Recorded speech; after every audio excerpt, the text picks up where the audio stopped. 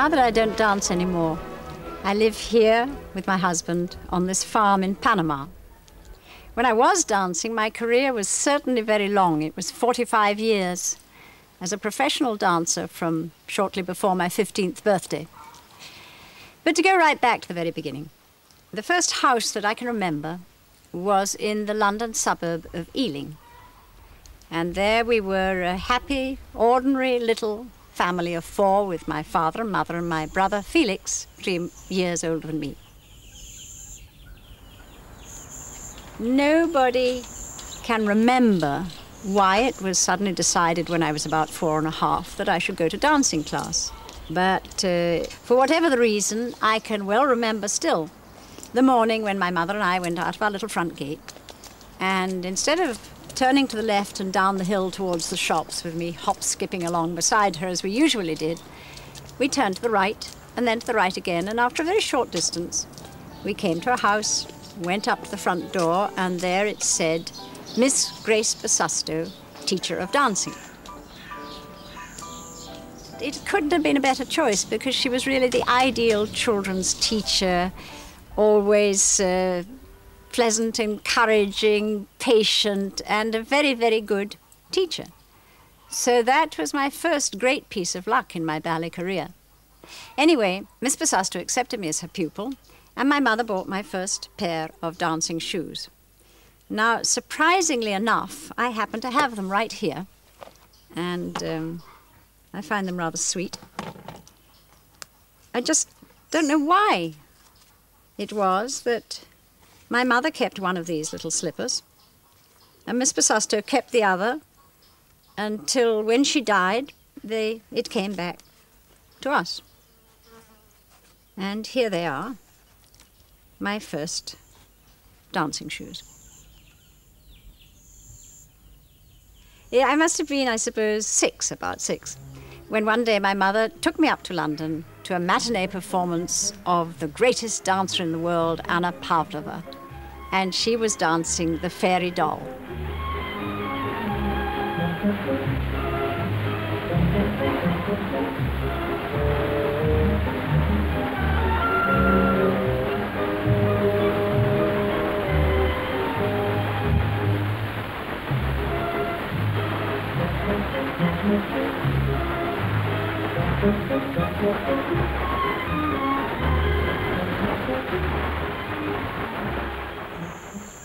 Well, I'm ashamed to admit that instead of being bowled over by Anna Pavlova and filled with ambition to be just like her, at the great age of 6, with a few dancing lessons behind me, I thought that I could do pretty well too, and especially in my favorite dance, the Irish washerwoman's jig.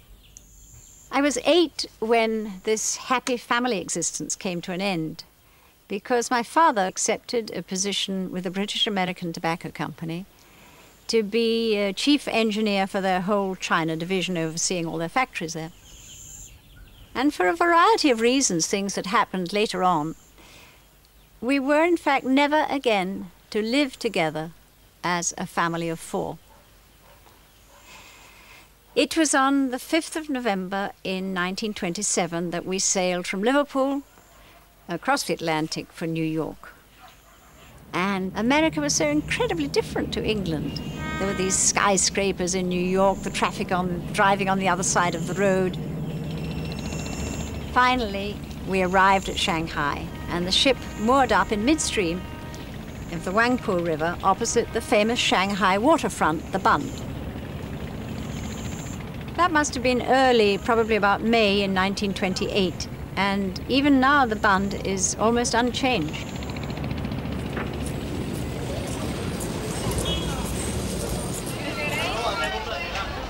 Life in Shanghai was tremendously exciting and different. For one thing, there was the bustle of streets with people everywhere and little shops with strange things in them. And then there were the rickshaws. In those days, one went everywhere by rickshaw, pulled by coolies, no bicycles then. But what my mother had always loved was taking me to dancing class. So, of course, she very quickly was looking for another dancing teacher. And she found this English teacher called Audrey King. I remember when Margot's mother brought Margot to me. I think she was about 8 or 9. She was a very shy little girl, and she worked very hard all the time. Her potential, I thought, was good, at least because she always could take a perfect 5th position from the very first lesson. She had lovely straight legs and a beautiful arabesque line from the very beginning. And she was different from the other little girls in the class who were obviously only learning dancing because mother thought it would do them good and just for fun. Margot was always serious about what she was doing. In fact, I think perhaps that is a part of her character, to try and do everything to the best of her ability. In Shanghai, of course, it was possible to learn all types of dancing, and I know that Margot's mother felt that Margot was going to be a very good character dancer.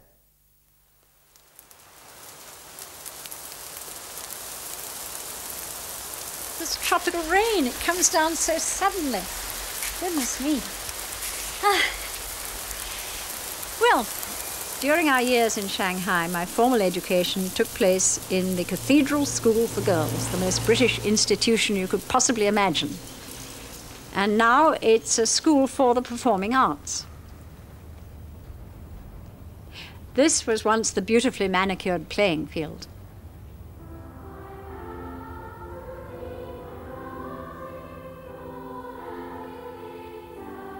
And here is the staircase that used to lead up to the office of our real dragon of a headmistress, Miss Fleet.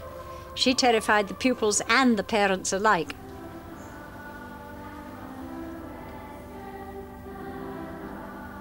The oak woodwork is still here, and the classrooms, just as I remember them. Here was the assembly hall, which to my surprise is now a ballet studio with bars and a mirror.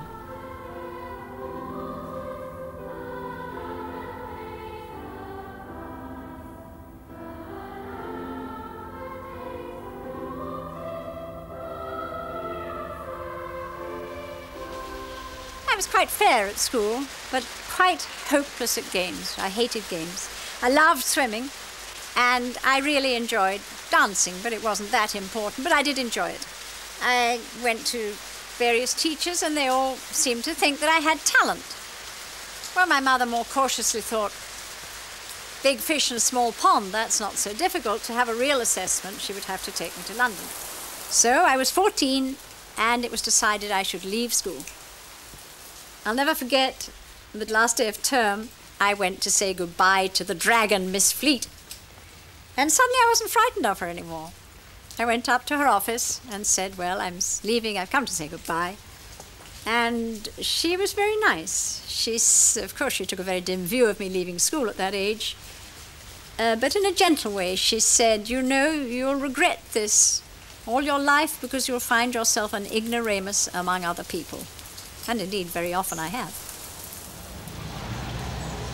Early in 1934, my mother and I arrived in London, and she brought me to the Pheasantry in the King's Road, Chelsea, where the Princess Serafine Astafieva, a famous ballerina from Imperial Russia, had her dancing school.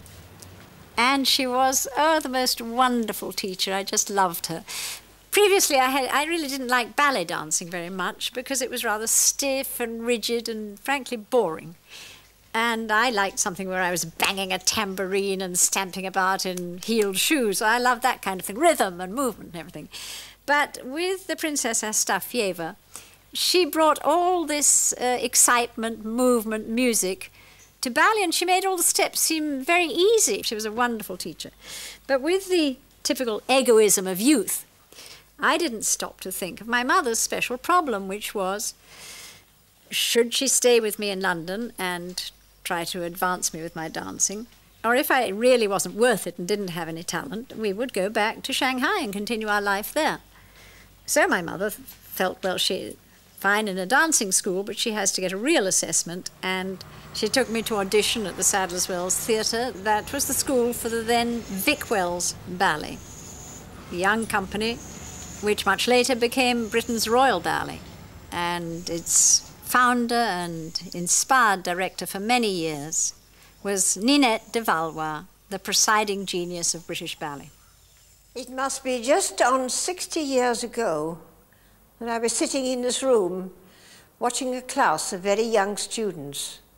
My eye roved round the room and suddenly was arrested by a little girl.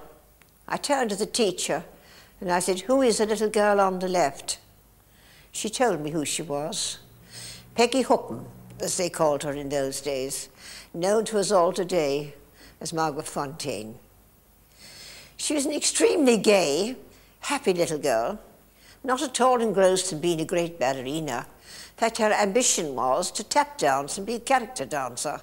And this ambition, to my horror, was encouraged by the mother, until I tried to explain to her that something quite out of the ordinary had entered the ranks of the Sadler's Wells Children's School, and she was no character dancer, no tap dancer, but a coming great ballerina. Our encounter with Frederick Ashton at the beginning was also rather amusing. I had told him about her. He looked at her. He said he wasn't quite sure. Then they got together in a little dance he was arranging for 4 girls. And after it was over, Margot went back for lunch to her mother, and she said to her mother, "I don't understand that man's choreography." But time very quickly cured all those small differences. From then on, they became an inspiration for each other. It's lovely to think it all happened here at the very beginning of the Sadler's Wells Ballet. The Baiser de la Fée was the first completely new ballet that I ever danced, and the solo that Frederick Ashton arranged for me has always remained in my memory, although the rest of the ballet is long since forgotten. Recently, I taught that dance to Nicola Cattrack, and she is dancing on the very same stage on which it was first performed in 1935. I was 16 at the time. How lucky I was that so many of the ballets were choreographed by that genius, Frederick Ashton.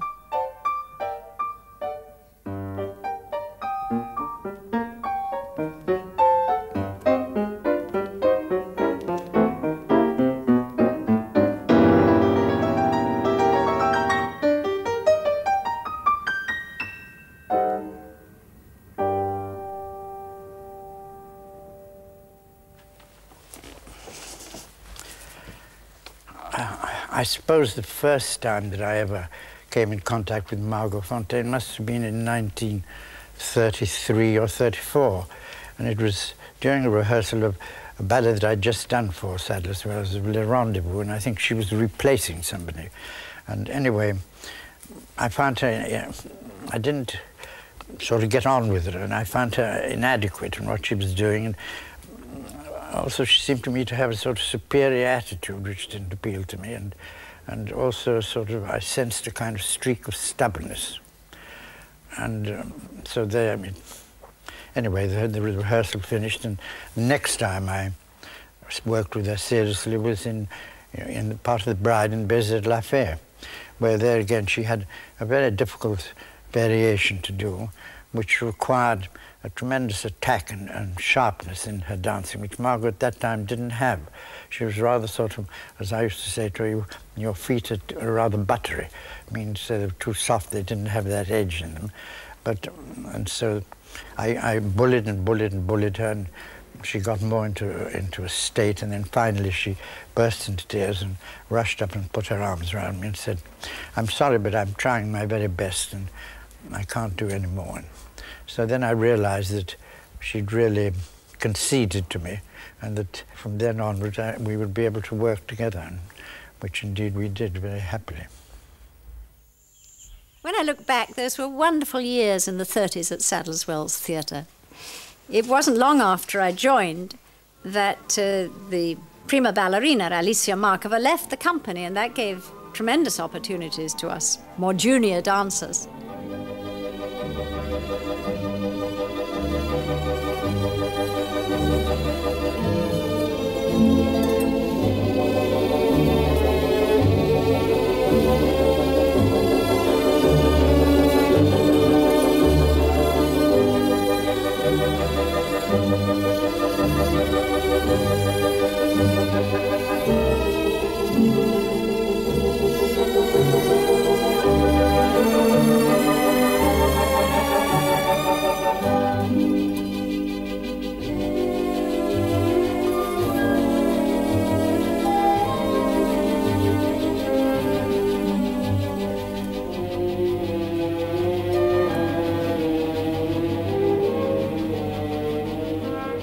Then we had this really superb musical director, Constant Lambert, and the principal dancer was Robert Helpmann, who was a man of the theatre if ever there was. I mean, if he was on the stage, nobody was going to look at me, frankly. And so this was the best training I could possibly have had to become a real artist of the ballet, not just a dancer.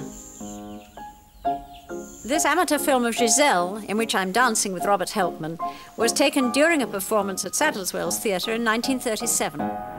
Our partnership was perhaps one of the most extraordinary experiences in my life, because I danced with Fonteyn for 25 years.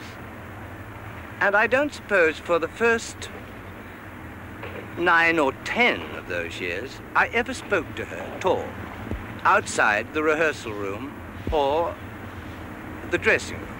I'd say good night, what time's the rehearsal in the morning, but I never spoke to her.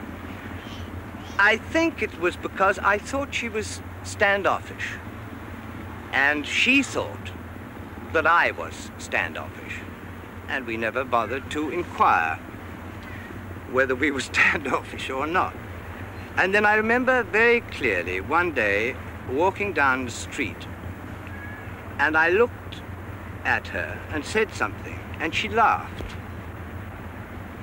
And I remember thinking, my goodness, she's a friend, a great, intimate, close friend.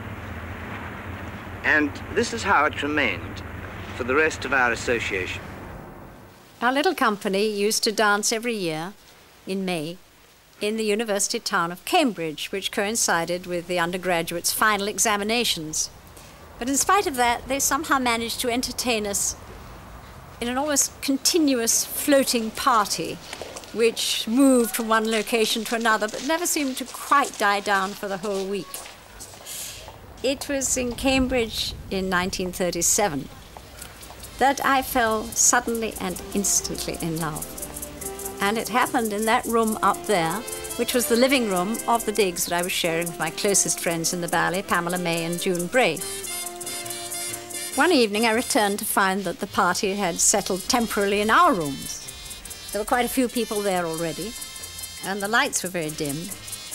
And in the middle of the room, 2 dark-haired young men were dancing. They were dancing the rumba, which at that time was practically unknown in England. I was fascinated by the younger of the 2 men. And in fact, I watched him for the whole of the rest of the evening. The next morning, something happened that was really very strange indeed. I've never quite been able to explain it. I got out of bed and I walked across the room, but somehow my feet didn't seem to touch the ground. So I went back and I sat on the edge of the bed to think about it. And suddenly I remembered this dark-haired young man dancing the rumba. I found out that his name was Tito. This is a snapshot of Tito that was taken just across the river there on the grass of the bank. I carried that with me everywhere for years. I can remember walking with him here by the banks of the river and punting. But somehow we were always with a group of people. We weren't really alone very much. He did manage to tell me that his father was the president of Panama, and sometimes he would tell me a little bit about his life in his own country. We met each summer the 2 following years until 1939, when he had already graduated from Cambridge. And World War II broke out that year in September, and I didn't see Tito again for 14 years. The ballet continued to dance in Cambridge, but without Tito, the place had lost its magic for me.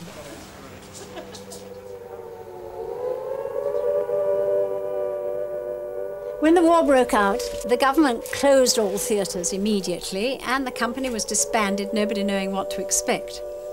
Well, after 2 weeks, the ballet was recalled to dance for the troops in army camps around the country, without the usual orchestra that we were accustomed to, but with 2 pianos as accompaniment. Not surprisingly, a ballet company wasn't exactly what the troops were hoping to see, and quite often they would get up and bang their seats noisily as they walked out of the theatre. Well, we didn't care at all. We were so happy to be dancing again, and what did it matter? In any case, very soon, we were back again dancing in real theatres in the cities.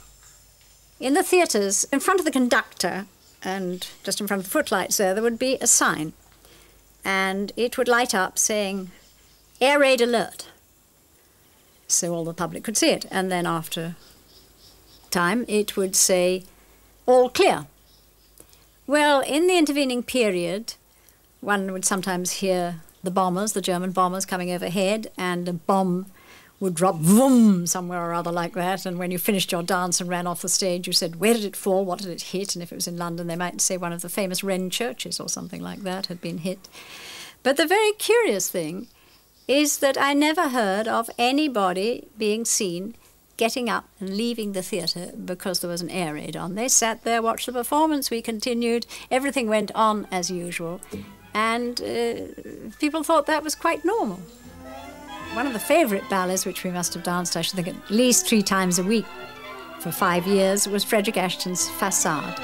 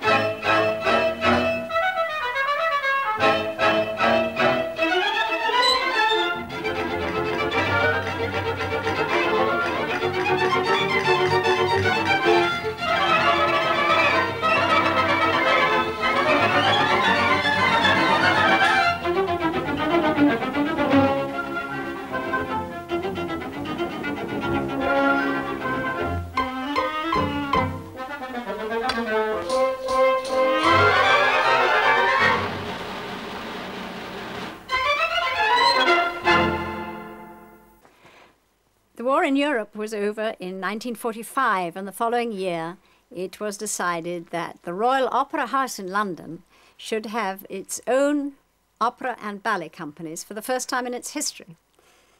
The little Sadler's Wells Ballet moved over to the big opera house, and this was, of course, a big advance in the fortunes of our company.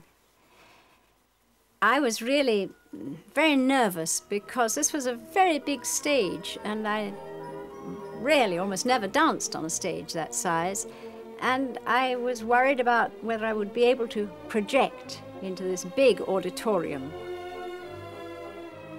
It was this magnificent new production of The Sleeping Beauty, designed by Oliver Messel, which opened the first season there. It was really beautiful. The colors and everything was so wonderful. And this opening night with the beautiful opera house all done up. And the entire royal family were watching the performance. It was really a lovely occasion.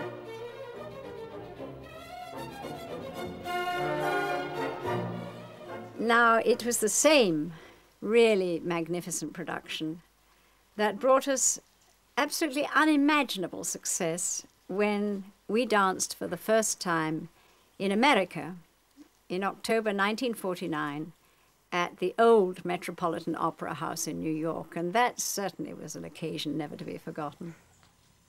As for me personally, I mean, I just was terrified. I had this long attack of stage fright which really lasted for 3 months. And journalists who tried to interview me in New York when we arrived there found me absolutely mute. I was so frightened I couldn't say anything. I was so sure of failure. I thought, this is going to be terrible, and I'm going to let down the whole company and Ninette de Valois, and it's going to be a ghastly thing. I was convinced that this was going to happen. It was just awful. I remember the first night in New York. I went to see her in her dressing room, and it was the first time I'd seen her at all nervous. And I said, now, you mustn't be nervous. This is very important. And she said, I'm not nervous for me. I'm nervous for the reputation of the British Ballet. And I watched her make her first entrance, and I've never heard such applause in my life. It was like a gun, a huge gun. And she came to the famous Rose Adagio, where the princess balances on the hand of all the princes. And when she came to the third prince, she'd caught such a miraculous balance that she didn't even take his hand. She just smiled at him. Well, I thought the audience would explode. From the moment she came on stage, everybody was just in love. Because apart from her greatness as a dancer, her musicality, her dramatic sense, there was just her unbelievable lovability. Everybody loved her. From the moment she appeared, from behind the colonnades in Act One, Sleeping Beauty, through her final curtain calls, no matter what she was dancing. She was just overwhelming. In fact, I have to confess, and I never actually told this to Margot years later when we became friends, she is the only performer in my 40-odd years of going to various kinds of plays, operas, ballets, etc., whom I ever stood outside on the street, outside of a stage door, just to catch a sight of. I mean, it would never have occurred to me to intrude upon her for her autograph, but just to look at her in real life after the thrill of seeing her on stage was something I had to do. New York for me is always a city of beauty and excitement. And over the years, the city has brought me great happiness and great success. During that first visit, I was still totally unsophisticated and shy. Somehow I just couldn't believe that I could have become a big star overnight. It seemed so strange. And finally, two things did impress me and make me realize that something had changed completely. The first was when the magazines Time and Newsweek both came out in editions with my picture on the cover. I thought that was something that only happened to heads of state or something. I was simply dumbfounded by it. And perhaps even more impressive was when one day Robert Helpmann took me to see his great friend, Katharine Hepburn. Well, of course, I thought, I stood on the doorstep there with Bobby as he rang the bell, and I thought, I'm going to meet this great star, and what would I be able to say to her or something like that? I was like a little girl there. And suddenly Katharine Hepburn herself opened the door, and immediately she said, "Oh, I'm so happy to meet you." And I thought, no, it's the other way around. I'm nobody. And afterwards, I thought about that a lot. And so gradually, I came to accept that I was somebody. And yet it's funny to think that I was already 30 years old, but I still had no real sense of my identity unless I was in the ballet on the stage, leaving the stage door or whatever. As long as it was ballet, I knew who I was. It was on our third New York season that I was sitting in my dressing room, putting on my makeup for the Sleeping Beauty again, and the stage doorman knocked at the door. He came in and he said, "A gentleman just left his card for you. Dr. Roberto E. Arias, Ambassador for Panama to the United Nations." Suddenly there was a knock on the door, and in came Tito with a friend. And he sat down on the settee, as usual, not saying anything very much. He just sort of stared at me. He left saying he would telephone me the next morning. Well, he did indeed telephone the next morning. It was rather early. He said, in his sort of quiet, mumbling way, he said, "I'm afraid I have to go back to Panama unexpectedly. My plane leaves at midday, so order me some breakfast and I'm coming round in 20 minutes. Well, that threw me off a bit because I wasn't used to waking up early in the morning anyway, but I ordered the breakfast, of course, and around came Tito.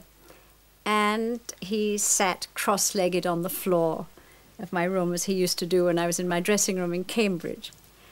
And it transpired that, of course, he was married and he had 3 children. So we gossiped a little about this and that and old days and people he knew in Cambridge. And suddenly he said, you know, you're going to marry me and be very happy.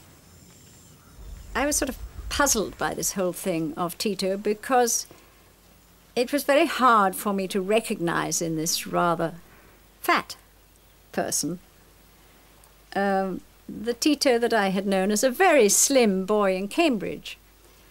But he would keep appearing in all the cities where we were dancing. Suddenly he'd turn up in Philadelphia, then he'd turn up in Boston or something rather like this. But still, I just wanted to get alone and away and have time to think, because I was working very, very hard, and I wanted to have some time to myself to think about this matter. We were married in Paris in February 1955 at the Panamanian Consulate. Now, the office was extremely small, and in fact we hadn't invited even some close friends. But when I got there, the room was packed with people, and masses and masses of cameras and movie cameras and everything were lined up in a huge battery behind the Consul General, Max Ertemat, who was marrying us. And my parents even couldn't get near to us. It was an awful mess. But afterwards, we had a beautiful reception, and we went off for a honeymoon in the Bahamas. When we got back to London 2 weeks later, Tito became Panama's ambassador to the court of St. James. So suddenly there I was, with an embassy instead of a little flat I'd been living in before, with all these diplomatic duties, and at the same time trying to get to my classes and my rehearsals and do the performances, and then we would entertain at supper after the performance. And it was really difficult, but wonderful. And for the first time in my life, I knew who I was.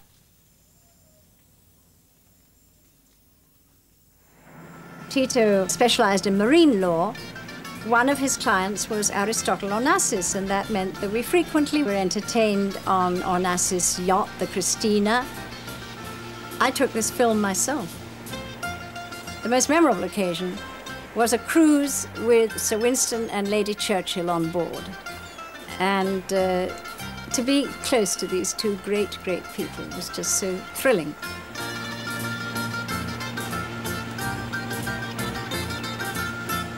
Onassis was very fond of his daughter, Christina.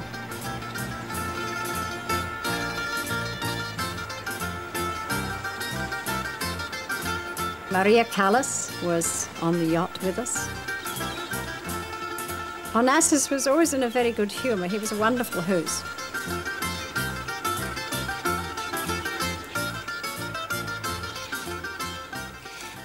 It was about 2 years after we were married that Tito started talking about the revolution he wanted to make in Panama. It seemed that there were certain changes that he felt his country really needed. Anyway, of course he had to resign as ambassador before he went off down to Panama. And it happened that I was on a longish Australian tour. And when it finished, it was my holiday from the ballet. Tito telephoned and said, please meet me at the yacht club in the Canal Zone.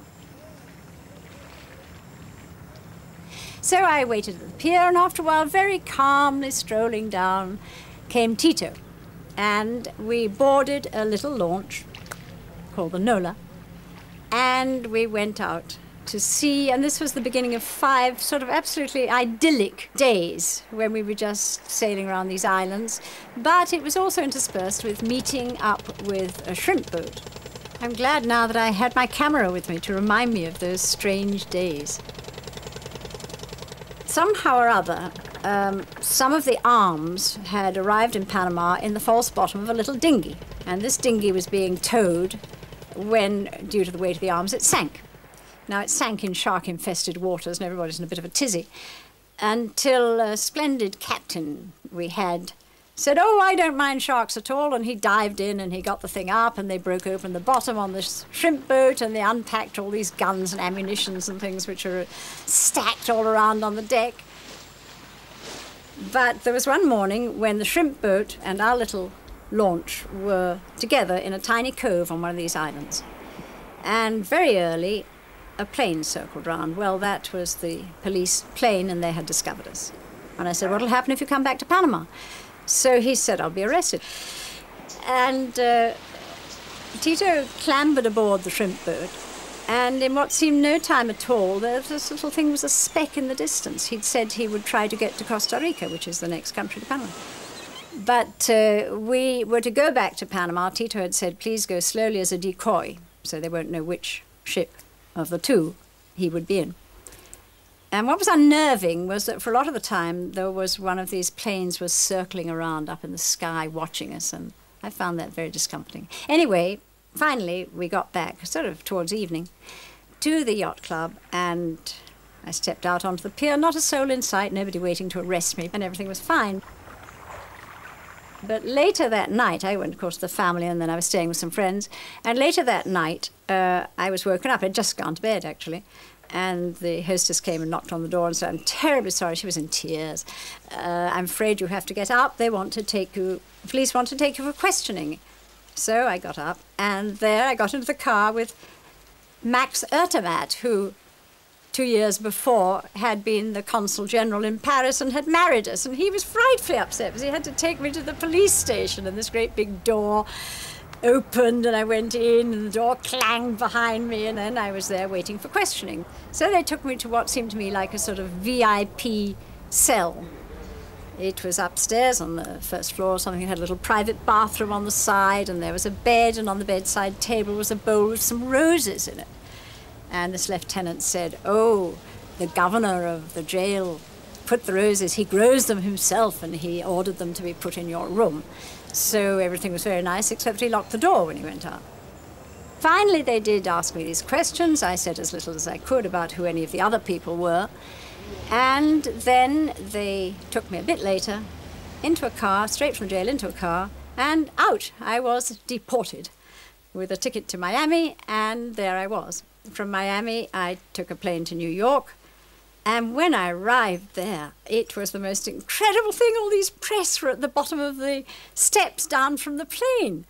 Tremendous horde of people and cameras and everything. And when I stepped out and went down, I thought, well, I really ought to enjoy this. I mean, how many times does it happen to an ordinary citizen? Fine if you're a head of state or something like this, but this is never going to happen to me again. So I sort of went down the steps, and they had a press conference in the airport. What are you trying to get me to say exactly? Why don't you tell me what it is you want me to say? And I'll tell you if I say it or not. Because you're fishing around something and I can't quite get the gist of it. Yes, it's what gave rise to all these reports? I presume that something has happened in Panama in the last 10 days. You were in jail, Dame Margot. Among other things, I was in jail. And about all those things, I am not going to say anything. And then one afternoon, a friend from one of the press agencies telephoned to say he just had heard that Tito had taken asylum in the Brazilian embassy in Panama. So that was a tremendous relief. And it was about 4 weeks later that he was allowed to travel down to Brazil. And of course, I rushed down immediately. We were reunited at the airport in Rio de Janeiro. After a couple of weeks' holiday, we went back to London, where I was to prepare for the next ballet season. And that season brought me my favorite of all roles in the ballet, Ondine. It was a 3-act ballet by Frederick Ashton, and my role was that of a water nymph. It fitted me like a glove. I loved her in Ondine because somehow it seemed to be a full role which she'd finally created herself. I mean, it wasn't like the scene, which is a role taken on after hundreds of people had done it. This was absolutely her creation. I mean, she was particularly marvelous when she comes to life and she sort of sees her shadow for the first time. All that was incredibly indicated and completely convincing, which she had this extraordinary quality of being.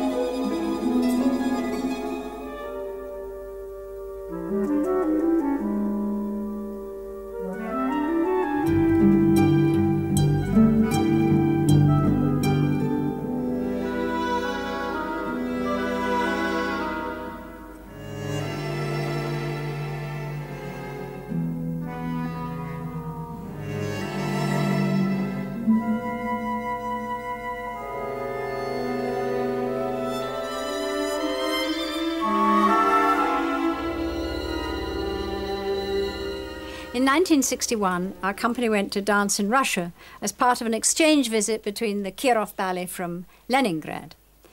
And we arrived there. The Kirov Theatre used to be the famous Mariinsky Imperial Theatre. So when I came to dance The Sleeping Beauty on that hallowed stage, I was so frightened, I was so nervous. Then there would be all these old Russian dancers and teachers and people in the audience. And I'm always terribly self-conscious when I know that there's somebody very distinguished in my profession sitting watching me. Suddenly I have two left feet and steps that I can always do perfectly fail. It's just terrible. So I'm afraid that I danced pretty badly in The Sleeping Beauty, at least it seemed so to me. But very fortunately, I had in the repertoire Ondine, and this new ballet they absolutely loved, and so that kind of restored my confidence a bit. But generally, I would say in Leningrad and in Moscow, where we again did The Sleeping Beauty, I don't think that I danced my best on that Russian tour, which I'm sorry, it was the only time I've ever danced in Russia. While we were in Leningrad, the rumors came that one of the Kirov Ballet's best dancers had defected as he was going to arrive in London for their season at the Opera House. It was all very quiet and sort of hush-hush. But when we got back to London, we learnt that he was indeed one of the young, most brilliant dancers that they had. His name was Rudolf Nureyev, and he was 23 years old, and by then dancing with a company in Paris. Now, Michael Soames, with whom I had been dancing for the last 10 years, ever since Robert Helpman had left the company, had decided to retire after the Russian visit. A lot of people thought, even if they didn't say so, that at 42 it would be quite a good idea if I did the same. And probably I would have done if it hadn't been that Ninette de Valois invited Nureyev to dance Giselle at the Opera House a few months later, in February, I think it would have been, 1962. And then she said to me one day, well, Nureyev is going to dance Giselle, would you like to dance it with him? She offered it to me first, as it were. I immediately thought, he's 23, I'm 42, that's going to be like mutton dancing with lamb, and I thought it was pretty awful. So I said, well, I would like to think about it. And I did think about it, and I suddenly thought, well, he's going to be the big sensation all this season. If I don't dance with him, I will be absolutely a back number, nothing, because everybody will rush to the Nureyev performances. In retrospect, I believe that our partnership wouldn't have been such a great success were it not for the difference in our ages. Because what happened was that I would go out on the stage thinking, who is going to look at me with this young lion leaping 10 feet high in the air and doing all these fantastic things? And then Rudolf had really a deep respect because I was this older, very famous, established ballerina. And he felt a bit, well, when I'm on the stage beside her, who's going to look at me? So it sort of charged the performance that we were both going out there, inspired, egged on, as it were, by the other one, and also with absolutely the same objective about what this performance should produce, and somehow it just worked. After the first two rehearsals of Giselle, Margot started to trust me. And things went very smooth, and every rehearsal, it was like a performance. I remember corps de ballet people crying during rehearsal, tears running down their cheeks. Those performances of Giselle, they became a historic event. Then Margot asked me to do Swan Lake with her. I flew in from Denmark, and I sat in Madam's box. And I watched first act, and I suddenly see extraordinary thing. There's in the first act, when Prince meets Odette, they have a mime. They start gesticulating. I wasn't trained like that in Russia. It was a great shock to me. And I came to her, and I said, well, he was so beautiful, and that you did mime so well, but I couldn't find place for myself. I can't do that performance. I'll destroy it. She said, just you try. Then, however, I agreed to dance with her, Swan Lake. I couldn't refuse. And we started to work, and wasn't as smooth as Giselle. We had a lot of arguments and differences, and suddenly she told me at one moment that her first Swan Lake was 1938. That was my birthday. So I started to laugh. And however, we worked out a version, and when we went on stage, all differences, all arguments were forgotten. We become one body, one soul. We moved in one way where it was very complementary, every arm movement, of every head movement. There were no more cultural gaps, age difference. We've been absorbed in characterization. We became the part. And public was enthralled. I think only because we were enthralled with each other and with what we did, with the role. First thing she taught me, it was great professionalism. She had the way she worked. Her work is very thorough. But get out, do it well, and have a good time. Don't linger. Get on with it. It was very lucky for us to have those glorious years. She became a very, very great friend of mine. To me, she is a part of my family. That's all what I have, only her.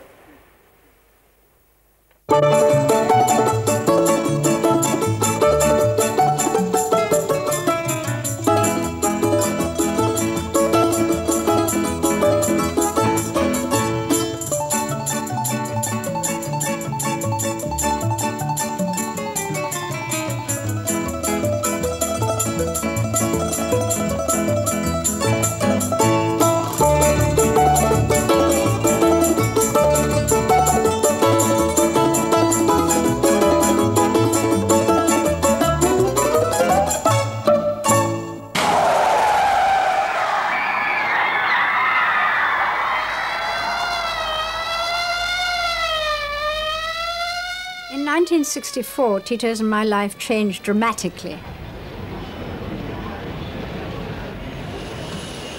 I had no idea until I reached his bedside of the terrible gravity of the situation. The doctors said that a bullet had lodged against his spine, and they couldn't be sure whether this might cause paralysis. So I was by his bedside as much as I could possibly be. And after 3 days, when the doctor was making an examination of him, I saw that he shook his head. And I thought, well, that it seems is bad news. Of course, at that point, all the doctors, people in the hospital knew that most likely this spinal injury would be for life, and he would be paralyzed. That was something that I suppose wasn't an idea that I wasn't prepared to accept in my mind at that time. So I just didn't really believe it. In fact, for months I didn't believe it until I was able to face the idea. But as soon as possible, the doctors in Panama thought it best to send him to the best rehabilitation hospital, which is in England, at Stoke Mandeville. So he was sent on the plane with a doctor and a nurse and all kinds of people with him. And he arrived at Stoke Mandeville, and clearly they were going to look after him exceedingly well there. So I felt reassured by that. But unfortunately, I wasn't able to cancel all my engagements. It wasn't a time that I could suddenly just cut everything. And I had to leave 2 days after his arrival. I had to leave for the Spoleto Festival in Italy. And so I went off heavy-hearted with my mother. And after we'd been in Spoleto 2 days, early in the morning, there was a telephone call from the hospital for me to return immediately. Well, of course, my heart sank completely. But still, arrived back in London at the airport. Our chauffeur was there to meet us, and I said, "How is it? How is it?" He said, "Well, the last radio bulletin said he's still alive. But he was in a coma. So silly to cry, but I'm really still so affected by it. So when I got there, he was in a coma. And he remained in a coma for 3 days.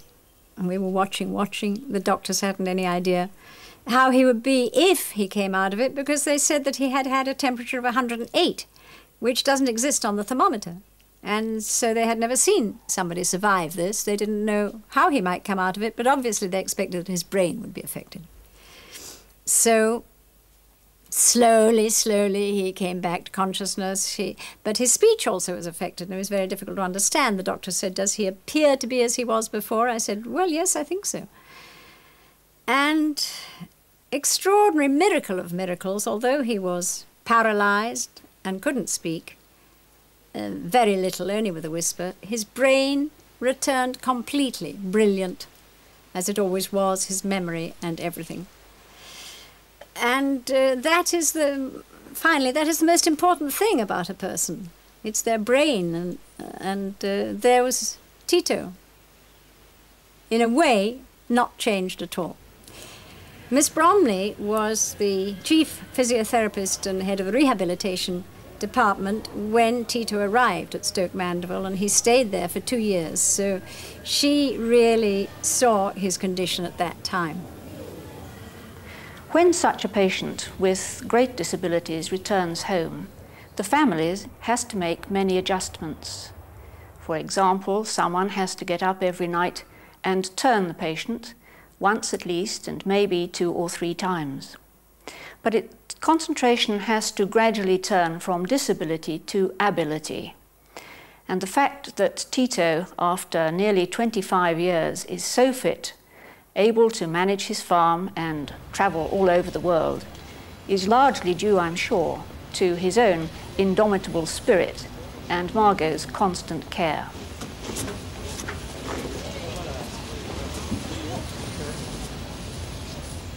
Tito had been shot at the end of an election campaign, and as anyone in politics knows very well, campaigns clean everybody right out of money, so that obviously wasn't a time when I could even consider dropping my career. He had been in the hospital continuously. In the ballet, Kenneth Macmillan choreographed Romeo and Juliet, in which I was to dance, and this was yet another of the great choreographers that I had a chance to work with. It was wonderful, really, because by that time we were able to persuade the doctors to let Tito go by ambulance up to the Royal Opera House and to watch the performance. And you could just imagine my emotion when I was dancing there in this first performance and Tito was sitting in his wheelchair in the box watching.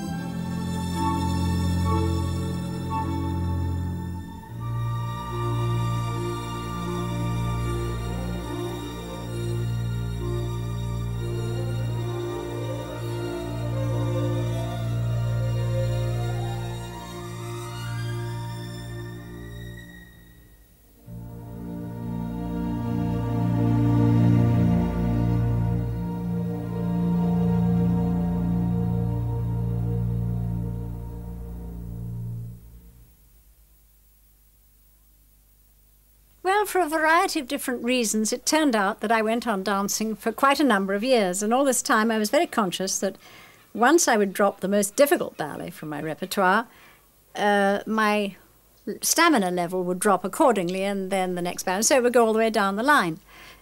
So I was very anxious to keep dancing the difficult things as long as I could. And the ballet that I had always found very, very exacting, the most exacting, tiring and difficult altogether. In fact, the only ballet, three-act ballet, that I had never felt able, if necessary, to dance twice in the same day, and that was Swan Lake. On my 60th birthday, there was a gala at the Royal Opera House to celebrate my retirement. For this, Frederick Ashton choreographed especially a little dance that was still within my powers, and he himself joined me on the stage in the last few bars of the music, and we walked off together, arm in arm. That was the first and last performance of that dance. It was called Salut d'amour.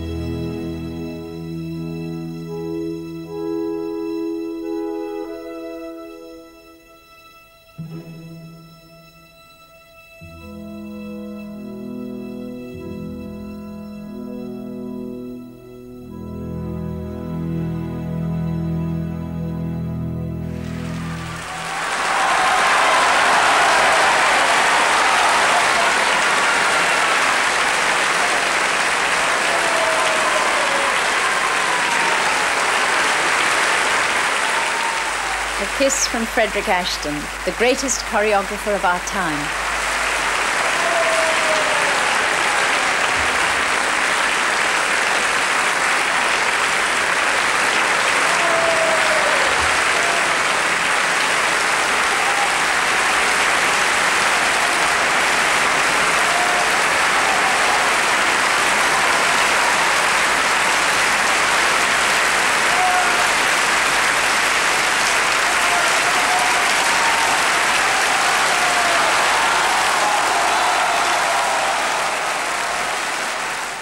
Now that my dancing days were over, it was natural to expect that the big spectacular events in my life were also at an end. And out of the blue came an invitation to be Chancellor of the University of Durham in England. The installation, my installation, took place in Durham Cathedral, one of the most beautiful in England. And as I made my entry at the head of my procession, which was the last of 4 processions, trumpets played a fanfare written specially in my honor.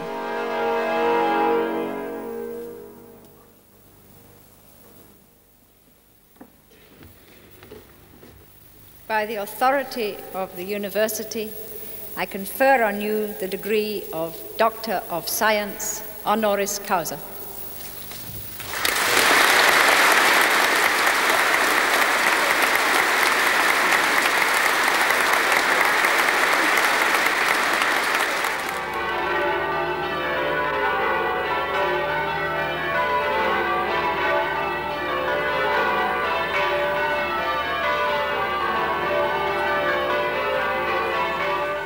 Tito had always wanted a cattle farm, and now that at last I was free to live with him, we bought this farm in Panama. And here we built our own little house.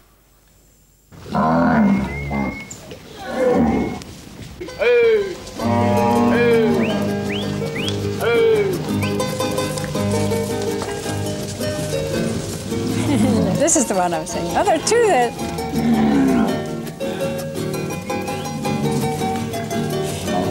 Is this one of our own home produce, this one? Yeah. Bred here.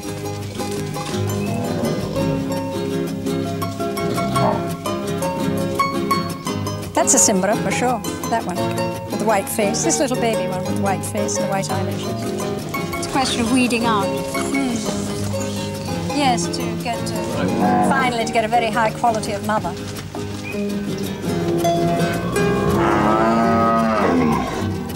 Bimbo, come on, Bimbo. Segundo. All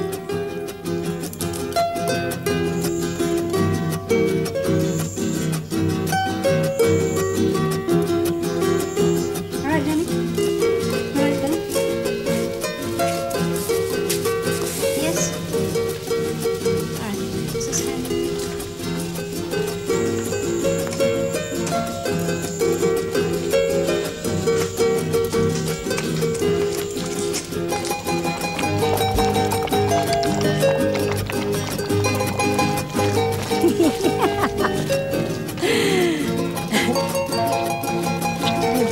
Buen apetito.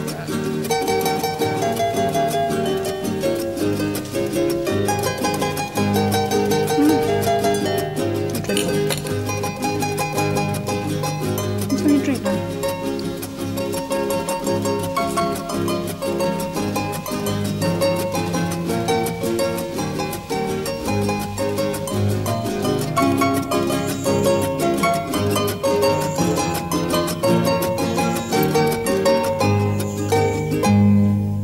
So, that's the story of my life so far. And I can't help thinking that when that little girl walked a few hundred yards to her first dancing class, she couldn't have imagined on what a long, long journey she was embarking.